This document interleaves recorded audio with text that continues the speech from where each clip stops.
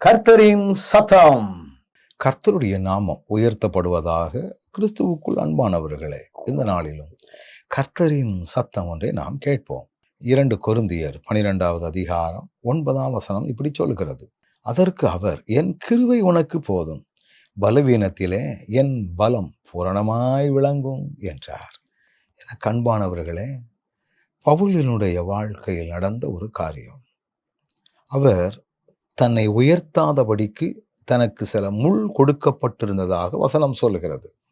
7ஆம் வசனத்தை பார்த்தீங்கன்னா, என்னுடைய மேட்டிமை, அதாவது எனக்கு வெளிப்படுத்தப்பட்டவைகளுமா இருக்கக்கூடிய மேன்மையின் நிமித்தம் நான் என்னை உயர்த்தாதபடிக்கு என் மாம்சத்திலே ஒரு முள் கொடுக்கப்பட்டிருக்கிறது.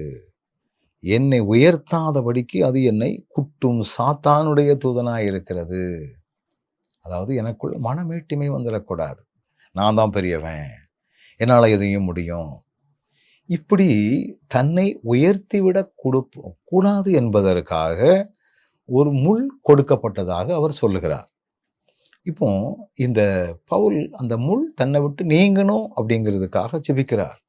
1 தரம் 2 தரம் அல்ல, 3 தரம் அவர் ஜெபித்தாராம். ஆண்டவர் உன் ஜெபம் கேட்கப்பட்டது அப்படின்னு சொல்லாம, உன்னுடைய ஜெபத்திற்கு நான் பதில் கொடுத்து விட்டேன் என்று சொல்லாமல், என் கிருபை உனக்கு போதும் அப்படின்னு சொல்லிட்டார். முள் இல்லாம தேவனுடைய கிருபை இல்லாத வாழ்க்கையை விட முள்ளோடு தேவ கிருபையோடு வாழ்கிற வாழ்க்கை மிக ஆசீர்வாதம். சில நேரங்களிலே நம்முடைய சரீரங்களிலே சில பலகீனங்கள் நமக்கு வரும். இந்த பலகீனமான நேரத்தில் எல்லாம் அவனுடைய கிருபை நம்மை தாங்குவதை பிராக்டிக்கலாக நம்ம உணர முடியும். அவருடைய அனுக்கிரகம் இல்லைன்னா இதெல்லாம் நம்ம செஞ்சுக்கிடவே முடியாது அப்படிங்கிற ஒரு எண்ணங்களோடு செயல்படக்கூடியவர்களாக ஆண்டவர் நம்மை மாற்றியிருக்கிறார். ஒவ்வொருவரும் எண்ணிக்கொள்வோம், அவருடைய கிருபை நமக்கு போதுமானது.